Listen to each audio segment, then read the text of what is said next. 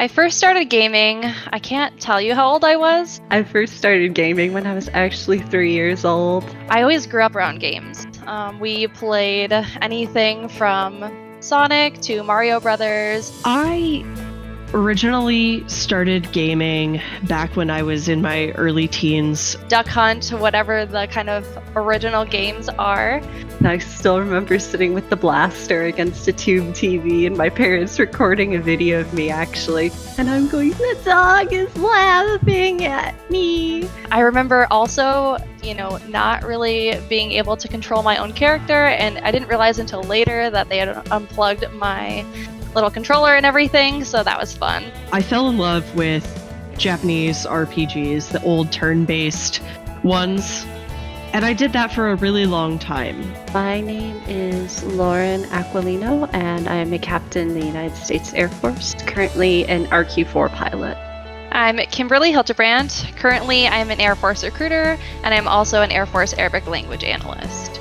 My name is Allie Taylor Chipola, and I am presently working with Microsoft in GDPR data compliance. Gaming has always been a way for me to connect with people that aren't immediately with me. When my husband was not my husband, but still stationed a continent away, we played a lot of games together to connect.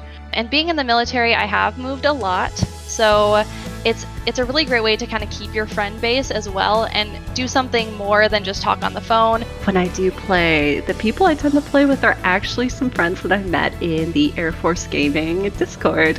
When I moved over to Europe to join him, I ended up playing a lot of games to connect with people that I had left behind back in the United States.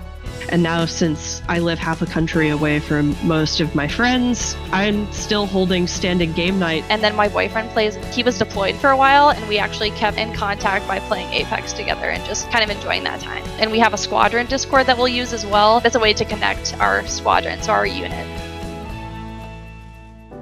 Truth be told, I struggle a lot with being a female pilot at times. When I was initially looking at joining the Air Force, my recruiter told me that of the Air Force, 10% were officers. Of the officers, only 10% became pilots. And then on top of that, I'm a female pilot. So he told me I was part of a very small percentage of the Air Force. I definitely was not part of the good old boys club. And actually, when I found the AFG Discord, I was going through a particularly tough time of just struggling with imposter syndrome, feeling disrespected. Here was a group where I wasn't just Captain Aquilino, I was SEAL. Me being an officer, much less the captain, it wasn't something that I felt like I needed to hide. They made me feel comfortable.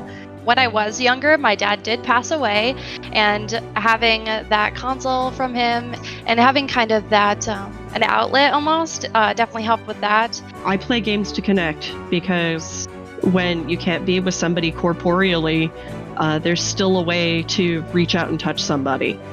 When my husband was going through his medical evaluation and eventual retirement, it was an incredibly stressful time for our family because you don't know what your future looks like. And we ended up spending a lot of hours in those stressful times with gaming. Just when you think you're the only person in the Air Force who plays X game, there's somebody on Air Force Gaming out there who plays it too. And it is just a great networking tool. You meet people from all across the military. It really builds that sense of camaraderie that the military is known to have.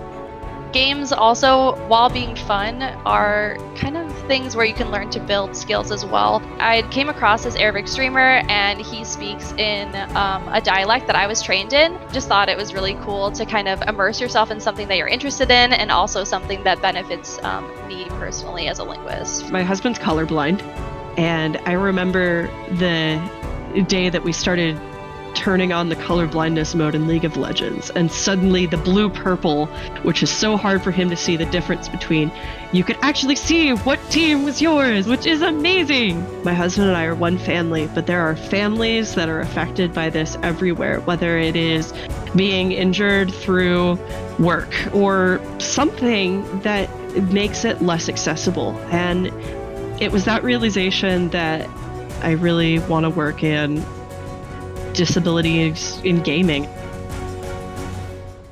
I want to make sure that there is hardware and software that anyone can play, because that's more important to me than anything.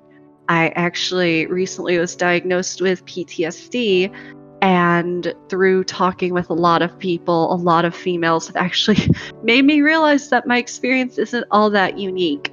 And it's really made a world of a difference. There really is something more than just shooting people with imaginary guns or stacking blocks. There is something really to this that is a moment of escapism and peace that I think members of our military really kind of need.